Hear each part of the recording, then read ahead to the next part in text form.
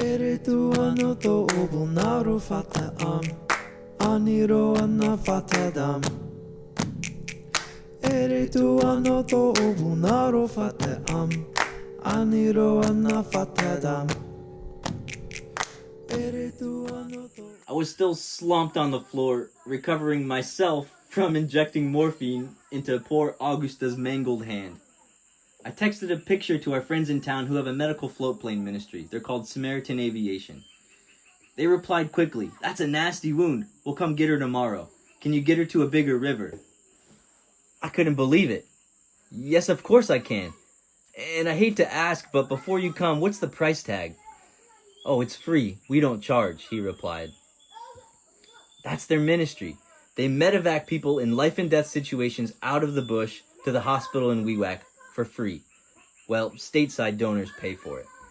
Every day, Samaritan pilots fly around the jungle, landing on the rivers, delivering medicine and saving lives.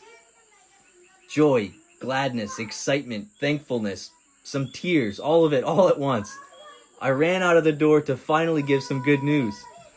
I found Augusta and Sumit, and I told them tomorrow they needed to jump in my canoe. I was going to take them downriver. They were going to get picked up in a plane right off the water, and they were going to see real doctors in town. They were happy too. The next morning we were off, canoed an hour and a half downriver to the Sepik. The Samaritan Aviation pilots swooped down and landed on the Sepik River like a beautiful bald guardian angel. Sumit and Augusta jumped in the plane and they took off. Even though I did what I could, Augusta could have still easily died here in the bush. If she had left the village, got gangrene, and died, I didn't know what I'd do. I was in over my head. And apart from her life hanging in the balance, my ministry was with it. What if I was blamed for her death? What if this destroyed all the credibility I had built over the years in Wabaku? It sounds dramatic, but it was a real concern. Now Augusta was in good hands in town. Real doctors, antibiotics through an IV, surgeries to repair her hand. I kept in touch with Samaritan to get updates. Some weeks later, she returned to the village. She was still bandaged, but her hand looked like a hand again. She could even slightly move her fingers that I thought were completely severed.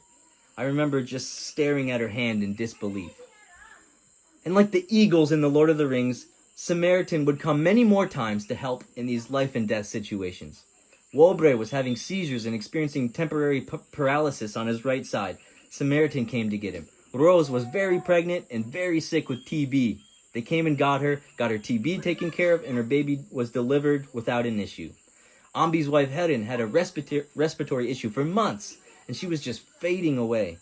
Samaritan came to get her, and then she came back healthy. Then later, Rose's young son Ropes fell into a fire, was severely burned. Samaritan was there each time, saving the lives of our friends in Wabaku. And I'm probably even forgetting one or two more. And Samaritan never charged us a thing. They were happy to do it. That's what we do, they kept saying. But I don't think they really grasp what it means for us. That family, husband and wife, are from a different village of our language group, our talk place. They didn't really know us. They came to us in desperation. And I did my best, even if it was quite shy of expert medical assistance. I wondered how they interpreted it. If they remember me as helping, or only remember the needle and the pain they received from my hand. A few years later, I would get my answer to that question, standing for the first time in Wabaku, ready to teach my first lesson from the Bible. Why was I so nervous on the first day of teaching? Not just because my language skills were still somewhat lacking, but because day one of teaching was a test of 5 years of living on display in front of Wabaku. With our lives, have we painted a picture of Christianity that makes people want what we have? We're the only picture of Jesus they get. So is being a Jesus follower appealing to Wabaku? Day one of teaching will let you know.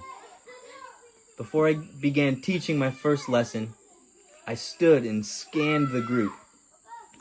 And I saw Sumit and Augusta sitting in the middle. And I thanked God again for Samaritan Aviation.